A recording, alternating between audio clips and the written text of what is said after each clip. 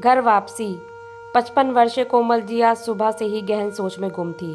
किसी काम में उनका मन नहीं लग रहा था।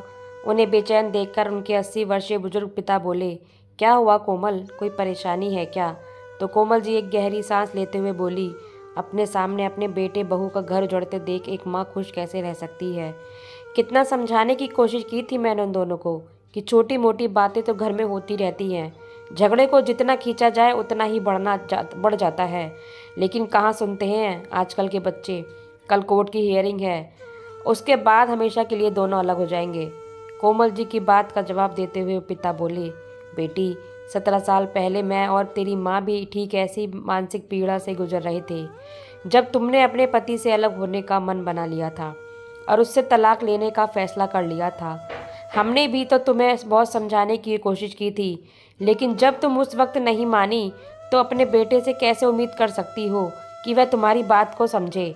आज 17 साल बाद इतिहास खुद को दोहरा रहा है बेटी। पिता की बात सुनते ही कोमल जी की आंखों आंसू से भर आई। तभी उनके पिता बोले, लेकिन बेटी मुझे लगता है कि ऐसे समय में तुम्हें रोहन के साथ होना चाहिए। आप ठीक कह रहे हैं बाबूजी, मैं कल सुबह ही दिल्ली के लिए रवाना हो जाऊंगी। दरअसल जब कोमल जी का अपने पति सुशांत सिंह से तलाक हुआ था, उस समय उनका बेटा रोहन 10 साल का था। माँ बाप के अलग होने से रोहन अंदर ही अंदर डिस्टर्ब रहने लगा था। इस बात के लिए वह अपनी माँ से उखड़ा उखड़ा रहता था। तलाक के बाद से कोमल जी अपने बेटे को लेकर मायके में ही रह रही थी। पढ़ाई लिखाई करने के बाद रोहन ने दिल्ली में ही नौकरी ज्वाइन कर ली और वहीं सेटल हो गया। कोमल जी और सुशांत जी को अलग हुए 17 साल बीत चुके थे और 17 साल बाद आज उनके बेटे रोहन की गृहस्थी भी उजड़ने लगी की कगार पर थी। अगले दिन जब कोमल जी रोहन के घर पहुंची और रोहन ने दरवाज़ा खोला, तभी उसके वकील उसके पास फ़ोन आया और बोला, अरे मुबारक हो रोहन जी, आज तो निश्चित तौर पर तुम्हें तलाक ही मिल जाएगा और कोर्ट से आपको अपने तलाक के कागज़ भी मिल जाएंगे और उसके बाद आप और नैना मैडम हमेशा हमेशा के लिए अपने रिश्ते से आज़ाद हो जाओगे। यह बात सुनते ही रोहन का कलेजा धक से रह गया। तभी कोमल जी ने पीछे से उसके कंधे पर हाथ रखा तो अपनी परेशानी वह छुपा न सका और अपनी माँ के गले लगकर फूट फूट कर रो पड़ा। इतने समय से दिल में भरा गुब्बार आज वह हल्का कर लेना चाहता था। रोते हुए बोला, माँ, घर छोड़कर जाते वक्त उसने कहा था कि रोहन, हम लोग एक नदी के दो किनारे की तरह हैं जो चाहकर भी आपस में कभी नहीं मिल सकते। शायद नैना ने सही कहा था, नदी के दो किनारे कभी नहीं मिल सकते। उसका कहना बिल्कुल ठीक था। मैं जीवन को बहुत गहराई से देखता हूँ। जिंदगी को इतना भी गंभीरता से नहीं लेना चाहिए। शायद इसलिए आज मैं अकेला रह गया हूँ। काश मैं उसी दिन उसे रोक लेता, काश मैं उस दिन उसे छोड़कर वापस न जाता। कैसे भी करके मना लेता तो आज हमें यह दिन देखना ना पड़ता। कोमल जी रोहन की पीड़ा को साफ साफ समझ पा रही थी। वह जानती थी कि इस घटना से वह अंदर तक टूट चुका है, इसलिए उसे समझाते हुए बोली, बेटा अभी देर नहीं हुई है, एक बार अपने इस रिश्ते को फिर से मौका देकर देखो। अकेली ज़िंदगी काटना इतना आसान नहीं होता और यह बात मैं खुद महसूस कर चुकी हूँ। मैं तो जीवन में इतना बड़ा फैसला लेकर आज तक पछता रही हूँ, लेकिन तुम ऐसी नौबत मत आने दो। नहीं माँ, अब सब कुछ खत्म हो चुका है, अब इस बारे में सोचकर कोई फ़ायदा नहीं। आज अदालत की मंजूरी मिलने के बाद हम कानूनी तौर पर अलग हो जाएंगे। थोड़ी देर बाद तैयार होकर रोहन कोर्ट चला गया। अदालत की कार्रवाई से पहले रोहन ने नैना से बात करने की कोशिश भी की, लेकिन उसकी माँ दीवार की तरह उन दोनों के बीच खड़ी मिली। कुछ देर बाद उन दोनों के तलाक को मंजूरी दे दी गई और रोहन अपने घर वापस लौट गया। घर पहुंचते ही कोमल जी ने उसे प्रश्नवाचक निगाहों से देखा तो अपने दुख के सैलाब को अंदर ही दबाते हुए केवल इतना ही कह पाया, माँ, कुछ देर में नैना यहाँ पहुँचती ही होगी अपना बाकी का सामान लेने के लिए। इतना कहकर रोहन अपने कमरे में चला गया। अलमारी खोली तो उसने नैना की कुछ साड़ियाँ और कपड़े पड़े थे जिन्हें रोहन ने नैना की यादों के तौर पर सहेज रखा था। सब देखते हुए उसकी आंखें फिर से भर आई। खुद से ही बोल उठा, क्यों मैंने खुद को इतना अनुशासित कर लिया कि उस अनुशासन से नैना को दम घुटने लगा। क्यों मैं अपने आप को उसके अनुसार ढाल ना पाया। अगर परिस्थितियों के अनुसार मैंने स्वयं को भी थोड़ा सा बदला होता तो शायद आज मैं और नैना एक साथ होते। उधर रोहन के घर की तरफ आते हुए नैना के दिमाग में भी विचारों का तूफान उत्पात मचा रहा था। सोचने लगी, शायद ज़िंदगी ऐसी ही है, जब तक हमें सामने वाला इंसान समझ में आता है तब तक वह हमसे बहुत दूर चला जाता है। जब तक हम दोनों साथ थे मैं तुम्हें समझ नहीं पाई। अब समझ में आया तो बहुत देर हो चुकी है। तुम्हारे बिना यह ज़िंदगी नहीं है, लेकिन अब इन्हीं हाथों से मैंने अब तुम्हारे पास वापस आने के सारे रास्ते बंद कर दिए हैं। विचारों का बवंडर एकाएक नैना की अतीत में ले जाने लगा। रोहन और नैना कॉलेज में साथ ही पढ़ा करते थे। वैसे तो नैना का ध्यान कभी रोहन की ओर गया ही नहीं था, लेकिन जब रोहन ने फर्स्ट ईयर में टॉप किया तो वह आश्चर्यचकित रह गई कि किसी लड़के का रिजल्ट इतना अच्छा कैसे आ सकता है। रोहन का पढ़ाई में इतना ध्यान देखकर वह उसकी ओर आकर्षित होने लगी। धीरे धीरे दोनों की बातचीत हो गई और कुछ समय बाद वे दोनों एक दूसरे को पसंद करने लगे, लेकिन दोनों में से किसी ने भी अपने मन की बात एक दूसरे को नहीं बताई थी। कॉलेज का आखिरी दिन था। नैना रोहन के पास आई और बोली, रोहन, मैं हमारी इस दोस्ती को एक रिश्ते का नाम देना चाहती हूँ और उम्र भर तुम्हारे साथ रहना चाहती हूँ। क्या तुम मुझे पसंद करते हो? यह सुनकर रोहन कुछ देर चुप रहा और फिर धीरे से बोला, हाँ, मैं भी तुमसे शादी करना चाहता हूँ। ऐसा कहते हुए उसके नैना के हाथ को अपने हाथों में ले लिया। दोनों ने एक दूसरे के साथ शादी करने का फैसला तो कर लिया, लेकिन दोनों की जातियाँ अलग अलग थीं, इसलिए शादी करना इतना आसान भी नहीं था। रोहन के परिवार वालों को तो कोई ऐतराज़ नहीं था, लेकिन नैना के माता पिता मानने को तैयार नहीं थे। उधर नैना भी अपने फैसले पर अड़ गई कि अगर शादी करेगी तो रोहन से, नहीं तो अपनी जान दे देगी। आखिरकार नैना के माता पिता ने भी मुझे मन से इस रिश्ते को स्वीकृति दे दी, लेकिन कभी रोहन को दिल से अपना नहीं पाए। कॉलेज पास करने के 2 साल बाद नैना और रोहन की शादी हो गई। नैना अपनी शादी के बाद के उन खूबसूरत लम्हों को याद करने लगी।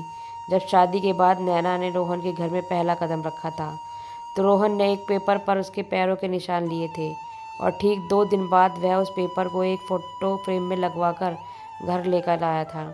जब नैना ने यह सब देखा तो हैरानी से बोल उठी थी, अरे, यह मेरे पैरों के निशान तो तुमने तब लिए थे ना, जब मैंने इस घर में पहला कदम रखा था। हाँ नैना, यह तुम्हारे पद चिन्ह हैं, लेकिन यह फ़ोटो फ्रेम में क्यों लगवाए? नैना ने पूछा।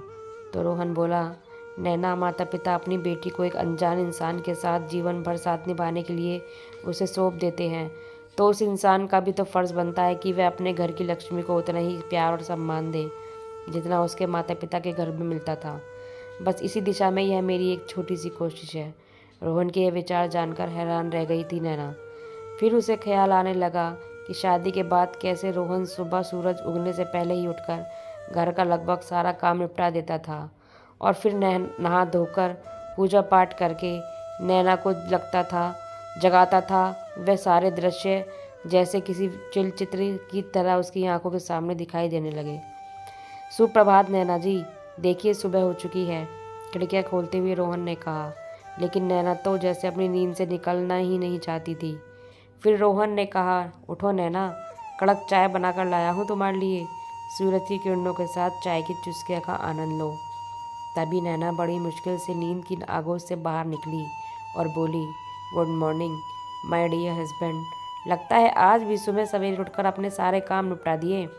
जी हाँ नैना जी, सारे काम हो चुके हैं, योग प्राणायाम, घर की साफ़ सफाई, बर्तन, कपड़े और झाड़ू पोंछा भी सब निपटा दिया है मैंने। हाँ, कपड़े सुखाना बाकी रह गया है। तो नैना बोली, अरे रोहन, क्यों तुम सुबह सुबह अपनी नींद खराब करके अकेले ही इन सब कामों में लगे रहते हो?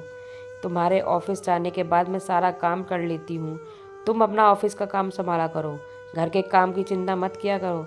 तो रोहन बोला, अरे नैना, मुझे सभी कार्य सही समय पर करना बहुत अच्छा लगता है। सही समय पर सभी कार्य हो जाएं तो परिणाम अच्छे मिलते हैं। अब प्रकृति को ही देख लो, अपने सभी काम सही समय पर करती है। प्रकृति? ये प्रकृति कौन है? नैना ने बोहे चढ़ाते हुए पूछा। तो रोहन बोला, अरे नैना जी, प्रकृति यानी कुदरत, नेचर। जैसे कि सूरज अपने समय पर उगता है और अस्त होता है, धरती अनुशासन से अपना धुरी पर घूमती रहती है, नदी अपने गति से बहती जा रही है, इसलिए मनुष्य को भी अपना काम सही समय पर करना चाहिए। और वैसे भी यह सब काम करने में मेरा बहुत फ़ायदा है। अच्छा, तुम्हारा फ़ायदा कैसे है? नैना ने उत्सुकता से पूछा। तो रोहन बोला, अब आप ही देखिए, एक तो हर रोज़ की दिनचर्या बनी रहती है तो अच्छी आदत बन जाती है, और दूसरा सुबह सुबह सारे घर के काम करके अच्छा खासा व्यायाम हो जाता है, तो सेहत का भी फ़ायदा हो जाता है। और फिर अगर हम अपनी श्रीमती जी के हिस्से का कुछ काम कर लेंगे तो उससे हमारी श्रीमती जी भी तो खुश हो जाएंगी, और अगर वह खुश हो गई फिर तो हमारा फ़ायदा ही फ़ायदा। अच्छा, तो ये बात है, नैना मुस्कुराते हुए बोली। तो रोहन ने कहा, और वैसे भी यह घर मेरा भी तो है। तो नैना ने कहा, तुम्हारा भी तो है का क्या मतलब है? यह घर तुम्हारा ही है। जी नहीं नैना जी, सिर्फ मेरा नहीं, यह घर हम दोनों का है, हमारा सपनों का घर। और हम दोनों से यही घर घर है, वरना ईंटों से बनी इमारत भी रखा ही क्या है। और श्रीमती जी, जब यह घर हम दोनों का है तो इसका काम हम अकेले आप ही क्यों करें? और फिर क्या लिखा है कि घर के सभी काम औरत ही करने को चाहिए, आदमी को नहीं? क्या पत्नी ही उम्र भर बर्तन कपड़े धोती रहे, कभी आदमी नहीं धो सकते? और नैना, काम तो काम होता है, जिसके पास समय हो वह कर सकता है। अच्छा अब ये बताओ चाय कैसी लगी? अरे पतिदेव, चाय आप बनाए, अब मुझे पसंद ना आए, ऐसा कभी हो सकता है क्या? नैना ने मुस्कुराते हुए कहा। तो रोहन बोला, बस इसी मुस्कान पर तो ही मैं मिटा हूँ। ओफो रोहन, अब ये मुस्कान कौन है? आपकी ये प्यारी सी स्माइल। कहते हुए रोहन ने नैना को गले से लगा लिया। फिर नैना बोली, अच्छा रोहन, दिवाली आ रही है तो आज शाम को मेरे मम्मी पापा मिठाई देने घर पर आएंगे, तो तुम जल्दी आ जाना। अरे चिंता मत कीजिए श्रीमती जी, मैं जल्दी भी आऊँगा और उनके लिए अपने हाथ से पकवान भी बनाऊँगा। उंगलियां चाटते रह जाएंगे आपके घर वाले। और जब शाम को नैना के घर से उसके मम्मी पापा आए तो रोहन की आव भगत देखकर वे तो उसकी तारीफों के पुल ही बांधते रह गए। दिन यूं ही बीतने लगे, लेकिन एक दिन जब रोहन शाम को वापस घर से लौटा तो नैना उस समय अपने मोबाइल में व्यस्त थी, शायद सहेलियों के साथ व्हाट्सएप ग्रुप में चैट कर रही थी। घर आते ही जलने की बदबू आने के कारण रोहन सीधा रसोई घर में गया, गैस बंद करके बाहर आया और बोला, नैना, रसोई घर में सारी सब्जी जल गई है और तुम यहाँ फ़ोन में मशगूल हो। तुम्हें कितनी बार कहा है कि फ़ोन में इतना मत हो जाया करो कि असल दुनिया से नाता तोड़ लो। तभी नैना चढ़ते हुए बोली, फ़ोन फ़ोन फ़ोन, मुझे समझ नहीं आता रोहन, मेरे फ़ोन से तुम्हें इतनी दिक्कत क्यों है? हमेशा ही मेरे फ़ोन या सोशल मीडिया साइट के बारे में कोई ना कोई तुम कमेंट करते रहते हो। दुनिया को देखो कहाँ से कहाँ पहुँच गई है, और अपने आप को देखो, आज के ज़माने में भी तुम हज़ारों साल पीछे आदि मानव की तरह जी रहे हो। कभी किसी सोशल मीडिया साइट पर तुमने अपना कोई अकाउंट बनाया है जो तुम्हें पता चले कि दुनिया कैसी है, कितनी रंगीन है, कितनी हसीन है, जहाँ नए नए दोस्त बनाए जाते हैं, एक अलग ही दुनिया देखने को मिलती है। लोग अपने खूबसूरत लम्हों की पिक्चर शेयर करते हैं, दूसरों की फ़ोटोज़ को लाइक करते हैं, कमेंट्स करके उनकी तारीफ़ करते हैं, और यहाँ तुम खुद को देखो, एंड्रॉयड के ज़माने में तुम बटन वाला फ़ोन लेकर रखते हो, वो भी 10 साल पुराना। अपने कपड़े देखो, बाबा आदम के ज़माने के नज़र आते हो, सफ़ेद और काले रंग के अलावा जैसे और कोई रंग ही नहीं है तुम्हारी दुनिया में। लेकिन रोहन, मुझे तुम्हारी तरह बेरंग ज़िंदगी नहीं जीनी है, तंग आ गई हूँ मैं ऐसी बोरियत भरी ज़िंदगी से। तो फिर रोहन बोला, लेकिन नैना, मेरी ज़िंदगी में सिर्फ उन्हीं लोगों की अहमियत है जो मेरे अपने हैं, जो रिश्तों से मेरे साथ जुड़े हैं। उनके अलावा मुझे किसी से कोई मतलब नहीं है। उन रिश्तों को अगर मैं सही ढंग से निभा लेता हूँ तो इससे ज़्यादा संतुष्टि की बात मेरे लिए कोई नहीं है। और मैंने तुम्हें पहले ही यह बात समझाई थी कि ज़रूरत से ज़्यादा कोई भी चीज़ अच्छी नहीं होती। अगर इन चीज़ों को हद में इस्तेमाल करो तो ही अच्छा है, क्योंकि एक हद के बाद इन सब चीज़ों को लत लग जाती है। लेकिन इस बारे में तो तुम जब सोचोगी ना, जब तुम अपने हाथ से इस फ़ोन नाम की बीमारी को छोड़ोगी। तुम्हें तो इस फ़ोन की ऐसी लत लग चुकी है कि इसके सामने तुम्हें अपने रिश्ते भी छोटे दिखाई देने लगे हैं। इस बात पर नैना भड़क उठी और बोली, अगर तुम्हें मुझसे और मेरे इस फ़ोन से इतनी ही नफ़रत है तो मुझे डिवोर्स क्यों नहीं दे देते? नफ़रत होने लगी है मुझे तुम्हारा चेहरा देख कर। अब तो मुझे डिवोर्स देकर खुद भी टेंशन फ्री हो जाओ और मुझे भी इस बोरियत भरी ज़िंदगी से आज़ाद कर दो। ऐसा कहते हुए नैना तो पैर पटकते हुए कमरे में चली गई। लेकिन यह बात सुनकर रोहन जड़वंत रह गया। उसे यकीन नहीं हो रहा था कि यह वही लड़की है जो कभी उसे अपनी जान से भी ज़्यादा प्यार करती थी। इधर नैना बिस्तर पर लेटे लेटे आंसू बहाने लगी, सोचने लगी, सही कहते थे मेरे मम्मी पापा, रोहन मेरे लायक ही नहीं है, लेकिन मैंने उनकी एक नहीं सुनी।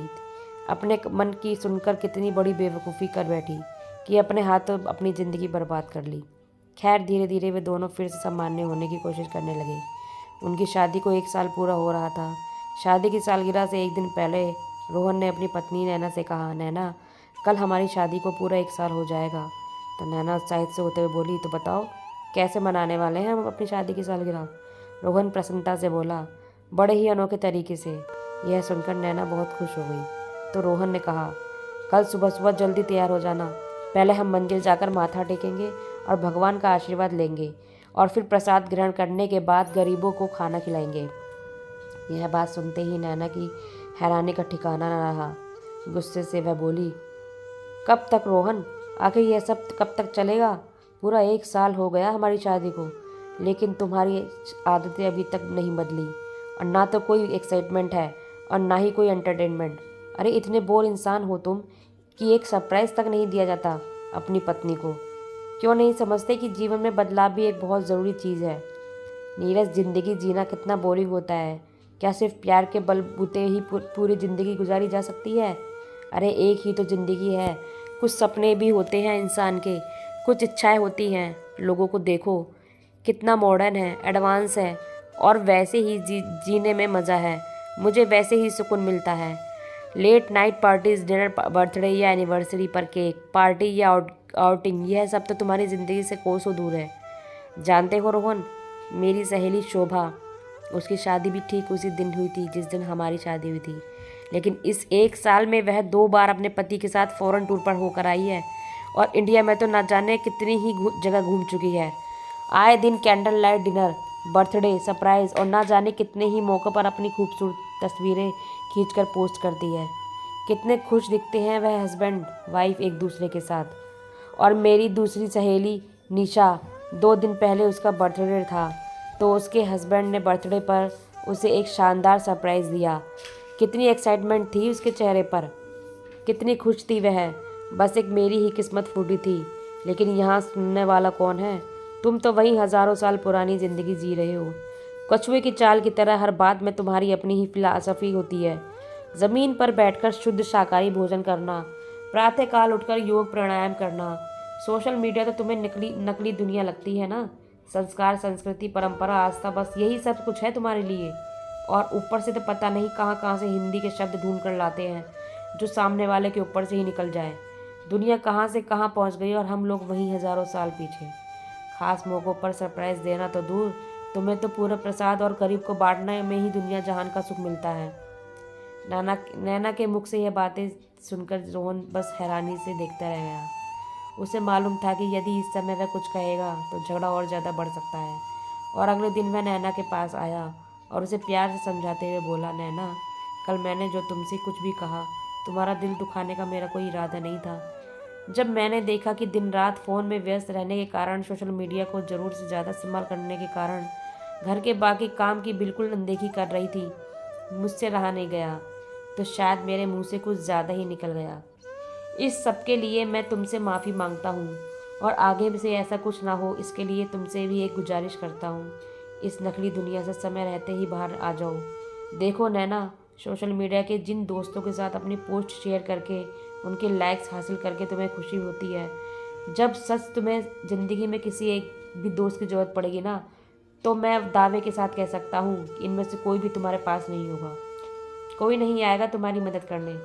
तुम्हारे साथ खड़े होंगे तो सिर्फ तुम्हारे अपने, जिनके साथ तुम्हें रिश्ते जुड़े हैं, जो सच में तुम्हारी फिक्र करते हैं।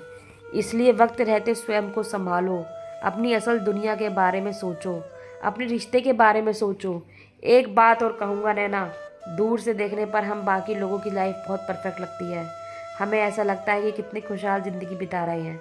हमारे आसपास और दुनिया के लोग कितने हंसते हुए नज़र आते हैं, वह लोग उन तस्वीरों में जो भी सोशल मीडिया पर पोस्ट करते हैं। लेकिन नैना, हमें यह भी सोचना चाहिए कि कोई भी इंसान अपने परिवार वालों से झगड़ा करते हुए फ़ोटो खींचकर सोशल मीडिया पर नहीं डालता। जब वह दुखी होता है, उदास होता है, उस पल की तस्वीर खींचकर वह सोशल मीडिया पर अपने दोस्तों के साथ साझा नहीं करता। इसलिए यह बात दिमाग से निकाल देनी चाहिए कि सबकी ज़िंदगी रोमांच और साहस से भरपूर है, और हम उनके मुकाबले नीरस ज़िंदगी जी रहे हैं। लड़ाई झगड़े से किस घर में नहीं होते नैना? छोटी मोटी बातें तो हर घर में होती हैं, लेकिन इन बातों का इतना बढ़ा देना कि इंसान अलग होने के बारे में सोचने लगे, डिवोर्स जैसे ऑप्शन के बारे में सोचे, यह तो गलत है ना। जो हुआ वह दोबारा नहीं होगा। अगर हम यह ठान लें कि फिर से हमारी ज़िंदगी खुशहाल ही है, तो ज़िंदगी एक बहुत बड़ी किताब की तरह है। कल जो कुछ भी हमारी ज़िंदगी में हुआ वह सिर्फ एक पन्ने की तरह था, और यदि किसी किताब का एक पन्ना फट जाता है या ख़राब हो जाता है तो हम उसके लिए पूरी किताब को तो नहीं फेंक देते ना। इसलिए हमें अपने रिश्ते के साथ भी ऐसा नहीं करना चाहिए। अब मैं ऑफिस चलता हूँ, मुझे देर हो रही है। शाम को आकर मिलते हैं, और मुझे वही पहले जैसी हंसती खिलखिलाती हुई नैना चाहिए। उसे समय तो रोहन ऑफिस चला गया, लेकिन शाम को जैसे ही घर लौटा तो देखकर दंग रह गया। नैना अपना बैग पैक कर रही थी। उसे देखते ही रोहन बोला, नैना कहीं जाने की तैयारी है क्या? मायके से तुम्हारी माँ का फ़ोन आया था क्या?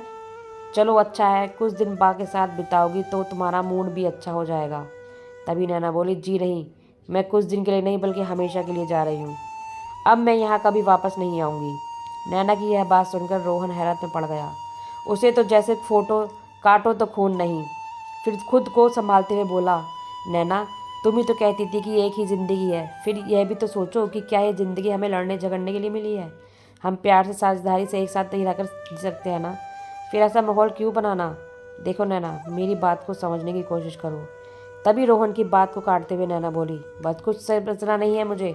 अपने भाषण तुम अपने पास ही रखो। मैं तो सिर्फ इतना जानता हूँ कि जो इंसान मेरी ख्वाहिशों को पूरा नहीं कर सकता, जिसकी नज़रों में मेरे सपनों की कोई कदर नहीं है, उस इंसान के साथ रहकर मैं अपनी ज़िंदगी बर्बाद नहीं कर सकती।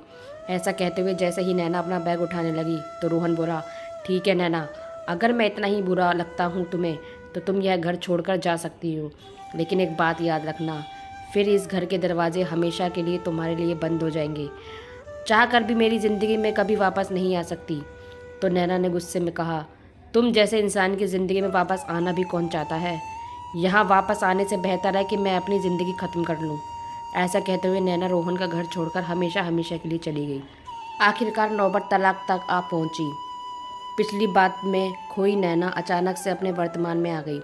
जब रोहन के घर के बाहर पहुंचकर ड्राइवर ने टैक्सी को ब्रेक लगाया, जैसे ही दरवाजे पर घर पहुंचकर नैना ने बेल बजाई तो उसकी नज़र घर की नेम प्लेट पर पड़ी, जहां लिखा था नैना और रोहन का आशियाना। देखते ही उसकी आंखें भर गईं। बेल बजाने पर कोमल जी ने दरवाज़ा खोला तो नैना ने उनके पैर छुए। हमेशा की तरह सदा सुहागन रहो का आशीर्वाद उन्होंने अनाया को दिया। तो नैना हैरानी से उनकी ओर देखने लगी। उसी समय नैना का को मोबाइल बज उठा। हाँ माँ, मैं पहुँच गई हूँ, मुझे मन से नैना ने कहा। तो दूसरी ओर से आवाज़ आई, ज़्यादा देर वहाँ रुकने की ज़रूरत नहीं है, अपना सामान उठाओ और निकलती बनो वहाँ से। ठीक है मम्मी। ऐसा कहकर उसने फ़ोन रख दिया।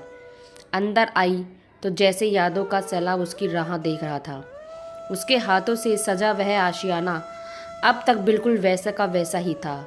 सामने दीवार पर दुल्हन के रूप में सजी नैना की एक खूबसूरत सी तस्वीर लगी थी, जो आज उससे पूछ रही थी, क्यों नैना, कर ली अपने सपनों की उड़ान भरी पूरी, जिसके लिए तुमने अपने रोहन को छोड़ दिया था? फिर उसकी नज़र अपने उन पर पंचिन्हों पर पड़ी जिसे रोहन ने बड़े प्यार से फ़ोटो फ्रेम करवाकर दीवार पर लगाया था। फिर उसे दिखाई दी अपनी और रोहन की वह तस्वीर, जिसमें वह दोनों एक दूसरे के हाथों में हाथ डाले बेहद खुश नज़र आ रहे थे। अचानक उसे ऐसा लगा जैसे उस घर की एक एक चीज़ चीख चीख कर उसे सिर्फ एक ही सवाल कर रही है, क्यों उजाड़ दिया तुमने अपना बसा बसाया घर? सहसा उसकी आंखों से आंसू बहने लगे। अपने आंसुओं को पोंछते हुए वह कमरे में पहुंची तो देखा सामने रोहन खड़ा था। नैना के हाथ में कोर्ट के कागज़ देखते ही रोहन मनी मन उसे बोला, नैना, भले ही इस कागज़ में लिखी कई सारी चीज़ें तुम यहाँ से ले जाओ, लेकिन हम दोनों के बीच से जो सबसे ज़रूरी चीज़ थी वह थी इस कागज़ में नहीं लिखी। क्या इतनी ज़रूरी था यह कागज़ का टुकड़ा? फिर थोड़ी देर के सन्नाटे के बाद स्वयं को सामान्य दिखाता हुआ रोहन बोला, कैसी हो तुम? मैं ठीक हूँ, तुम बताओ, तुम कैसे हो? नैना ने पूछा। तो रोहन अभी कुछ कहने ही लगा था कि इतने में नैना के मोबाइल पर उसकी सहेली का कॉल आया। फ़ोन कॉल सुनते ही नैना के पैरों तले ज़मीन खिसक गई। क्या? ऐसा नहीं हो सकता, कहते हुए नैना रोने लगी। नैना के रोने की आवाज़ सुनकर कोमल जी भी अपने कमरे से बाहर आई। उधर रोहन भी घबरा गया कि आखिर बात क्या है। तो नैना ने रोते हुए कहा, रोहन, मेरी सहेली शोभा ने सुसाइड करने की कोशिश की। इस समय वह अस्पताल में एडमिट है, मुझे अभी उससे मिलने जाना होगा। कहते हुए जैसे ही नैना बाहर जाने लगी तभी रोहन बोला, रुको नैना, मैं भी आता हूँ तुम्हारे साथ। नैना रोहन के साथ स्कूटर पर बैठकर अपनी सहेली से मिलने अस्पताल पहुँची। शोभा, आखिर तूने ऐसा कदम क्यों उठाया? और यह सब करने से पहले अपने परिवार वालों के बारे में नहीं सोचा? अपने पति के बारे में भी नहीं सोचा कि वह तेरे बिना कैसे जिएगा? तो शोभा बोली, अरे उसी ने तो मजबूर किया मुझे यह कदम उठाने को। यह सुनते ही नैना आश्चर्यचकित रह गई और फिर बोली, लेकिन ऐसा कैसे हो सकता है? तुम तो एक दूसरे के साथ बहुत खुश थी ना? तो शोभा फीकी सी मुस्कान के साथ बोली, अरे कैसी खुशी यार, एक औरत को चाहे कितना ही ऐशो आराम क्यों ना मिल जाए, लेकिन अगर उसे पति का प्यार ना मिले तो क्या फ़ायदा ऐसी ज़िंदगी जीने का। उन्हें तो कोई और ही लड़की पसंद है, फिर मैं जीकर क्या करूं? सारी सच्चाई जानकर नैना की आंखें फटी की फटी रह गई। वह स्वयं को संभाल नहीं पा रही थी। एकाएक उसे अपने और रोहन के रिश्ते का ख्याल आया। उस इंसान ने तो सिर्फ उससे प्यार किया था, कभी अपने प्यार में कमी नहीं आने दी थी। उसकी हर ज़रूरत पूरी करने की भरपूर कोशिश की थी। फिर उन दोनों का रिश्ता आखिर क्यों टूट गया? थोड़ी देर बाद नैना और रोहन अस्पताल से बाहर आए तो रोहन ने पूछा, कहाँ जाना है नैना? अगर तुम ठीक महसूस नहीं कर रही तो मैं तुम्हें तुम्हारे घर छोड़ देता हूँ, अपना सामान तुम कल ले लेना। तो नैना बोली, नहीं रोहन, तुम्हारे घर चलते हैं। एक बार मैं वापस चली गई तो फिर कभी नहीं आ सकूंगी। रास्ते भर नैना के दिमाग में विचारों का तूफान चलता रहा। सोचने लगी, ठीक ही तो कहता था रोहन कि जो लोग सोशल मीडिया पर खुश नज़र आते हैं, ज़रूरी तो नहीं कि वह असल ज़िंदगी में भी खुश हो। हम उन्हें देखकर अपनी तुलना उन लोगों से करने लग जाते हैं और चाहते हैं कि हम भी वैसी ज़िंदगी जिए, और इसी जद्दोजहद में हमारे पास जो होता है हम उसका भी महत्व नहीं समझ पाते। रास्ते में जब रोहन ने रेड लाइट पर स्कूटर रोका तो नैना ने देखा कि वहीं उनके पास में एक मोटरसाइकिल पर एक नव विवाहित जोड़ा बैठा हुआ था। पति के पीछे बैठी पत्नी अपने पति को कसकर थामे हुए थे। चेहरे पर एक मुस्कुराहट थी, एक सुकून था, मानो उसके साथ रहकर वह पूर्ण रूप से सुरक्षित महसूस कर रही थी। देखते हुए नैना सोचने लगी कि कितना मधुर होता है ऐसे इंसान का साथ जो हमसे बेहद प्यार करता हो। कितना बड़ा संबल होता है वह प्यार, जिसे पाकर एक औरत अपनी संपूर्ण पीड़ाओं को भूल बैठती है। कभी मैं भी तो रोहन के साथ ऐसे ही सुकून भरी जिंदगी जी रही थी। तभी अपने हाथ में कोर्ट के कागज़ देखते हुए वह मन ही मन बोल उठी, इस कागज़ के टुकड़े ने मुझसे सिर्फ मेरे प्यार को ही छीन लिया, बल्कि मेरी हर खुशी, हर त्यौहार को हमेशा के लिए छीन लिया। उन सबूत खूबसूरत पलों को छीन लिया जो कभी हम लोगों को एक साथ जिए थे। थोड़ी देर बाद वे लोग घर पहुँचे तो रोहन बोला, तुम कमरे से अपना सामान ले लो ना। और जैसे ही रोहन कोमल जी के पास उनके कमरे में जाने लगा तो नैना बोली, रोहन, मुझे तुमसे कुछ बात कहनी है। रोहन ने नैना की ओर देखा तो नैना की आंखों से आंसू बह रहे थे। उसे ऐसा देखकर रोहन सहसा बोला, तुम ठीक तो हो ना नैना? यहाँ बैठो, कहो क्या कहना चाहती हो? रोहन ने पूछा, लेकिन नैना चाहते हुए भी कुछ बोल नहीं पा रही थी। उसका दिल बैठा जा रहा था, वह सुन सी पड़ती जा रही थी। थोड़ी देर की चुप्पी के बाद रोहन ने कहा, नैना एक बात पूछूं? इतने महीने हम एक दूसरे से अलग रहे, क्या तुम्हें एक पल के लिए भी ऐसा महसूस नहीं हुआ कि तुम्हें मुझसे बात करनी चाहिए? एक बार मुझे कॉल तो कर लेती। क्या इतना कमज़ोर रिश्ता था हम दोनों का? कहते कहते रोहन की आवाज़ कांपने लगी तो नैना रुधिर स्वर में बोली, सच कहूँ तो इस घर से जाने का फैसला लेकर मैंने अपने ही पैर पर कुल्हाड़ी मार ली। मैं तुमसे थोड़ी सी नाराज़ क्या हुई कि मैंने दूसरों को अहम दोनों के रिश्ते के बीच में आने की इजाज़त दे दी। मेरे अपने ही लोगों ने मेरे गुस्से को नफ़रत में कब बदल दिया मुझे पता ही नहीं चला, और जब इस बात का एहसास हुआ तब तक मैं कोर्ट के पेपर पर साइन कर चुकी थी। मेरे अपनों ने मुझे तुमसे इस कदर दूर कर दिया कि फिर कभी तुम्हारे पास लौट कर ना आना ही सकी। लेकिन इस सब में गलती तो मेरी ही थी जो उन्हें मौका मिला। रोहन, आज ये सब कुछ गुजरने के बाद आज मुझे एहसास हो रहा है कि जैसे सब कुछ छूट रहा है। डाइवोर्स होने के साथ जैसे मेरी ज़िंदगी मुझसे दूर जा रही है। आज मुझे समझ आया कि जो मेरी सबसे ज़्यादा परवाह करता था मैंने उसी की कदर नहीं की। जो बात तुमने मुझे समझाने के लिए कही थी वह बातें उससे समझ मुझे गलत लगती थी, लेकिन धीरे धीरे दुनियादारी की समझ आने के साथ साथ वह सारी बातें मेरी समझ में आ चुकी हैं।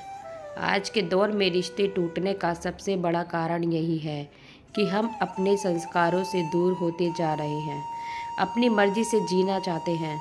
सोशल मीडिया और एप्लीकेशन से इस ज़माने में हम दिन भर इतने साइट्स पर विज़िट करते हैं कि हमें अपने के पास बैठने का टाइम नहीं है। अपने रिश्तों को हम पूरी तरह दरकिनार कर चुके हैं। लेकिन रोहन, इन बातों को समझने में मैंने शायद बहुत देर कर दी। कहते हुए नैना फक रोकने लगी, फिर कुछ शांत होते हुए बोली, लेकिन रोहन, तुम भी तो मुझे फ़ोन कर सकते थे ना? एक बार मुझे मनाने की कोशिश तो नहीं की थी? फिर मुझे लेने ही आ जाते। तो रोहन बोला, सोचा तो बहुत था, लेकिन शायद अहम की दीवारें हमारी भावनाओं से कहीं ज़्यादा मजबूत हो चुकी थी। अगर घमंड को एक तरफ रखकर मैंने हालात को सही करके कोशिश की होती तो हमारा रिश्ता टूटने से बच जाता। कहते कहते रोहन की आंखें भर आई तो नैना और रोहन के सामने घुटनों के बल बैठ गई और बोली, मुझसे बहुत बड़ी गलती होगी रोहन। क्या तुम अपने दिल में फिर से मेरे लिए जगह बना सकते हो? वह जगह तो अभी भी तुम्हारी ही नैना। तुम भले ही शारीरिक तौर पर यहाँ घर छोड़कर चली गई थी, लेकिन तुम्हारे जाने के बाद एक भी दिन ऐसा नहीं गया जब मैं तुम्हारी याद में नहीं रोया। वापस आ जाओ नैना, मुझे तुम्हारी ज़रूरत है। यह देखकर नैना के मुंह से तो जैसे ही शब्द उच्चारित नहीं हो पा रहे थे। एक झटके में ही उसने कोर्ट के पेपर्स फाड़ दिए। तभी नैना के फ़ोन की बेल बजी। हेलो बेटी, तू अभी तक घर क्यों नहीं आई? कहाँ रह गई? माँ, मैं तो कब से घर पहुँच चुकी हूँ, लेकिन आपके घर नहीं, अपने और रोहन के घर। और अब से यही मेरा घर है। कहते हुए नैना ने फ़ोन काट दिया। उसका सिर रोहन के सीने से सट गया। रोहन ने उसे बाहों में भर लिया। भावनाओं के सारे बांध एक साथ टूट गए और दोनों ओर से आंसू बहाने लगे। थोड़ी देर बाद रोहन और नैना को पता चला कि कोमल जी घर पर नहीं है। उन्होंने सारी तरफ देखा, लेकिन माँ कहीं नहीं मिली। रोहन ने माँ को कई बार फ़ोन लगाया, लेकिन फ़ोन भी नहीं लग रहा था। करीब 1 घंटे बाद उसके पास कोमल जी का फ़ोन आया। माँ, आप कहाँ हैं? हमें बिना बताए कैसे चली गई? ऐसे भी कोई करता है क्या? तो दूसरी ओर से उसकी माँ की आवाज़ आई, बेटा, यूँ तो बच्चे अपने माँ बाप से बहुत कुछ सीखते हैं, लेकिन आज मुझे अपने बच्चों से सीखने को मिला। मैं तुम्हारे पापा के घर पर हूँ। आज से मैं और तेरे पापा एक साथ रहेंगे। दोस्तों, पति पत्नी में प्यार और तकरार एक ही सिक्के के 2 पहलू हैं। जरा सी बात पर कोई ऐसा फैसला नहीं लेना चाहिए कि ज़िंदगी भर अफसोस हो। तो फ्रेंड्स, ये कहानी आपको कैसी लगी कमेंट्स बॉक्स में ज़रूर बताइएगा। कहानी को लाइक व शेयर ज़रूर कीजिएगा और चैनल को सब्सक्राइब कीजिएगा। धन्यवाद।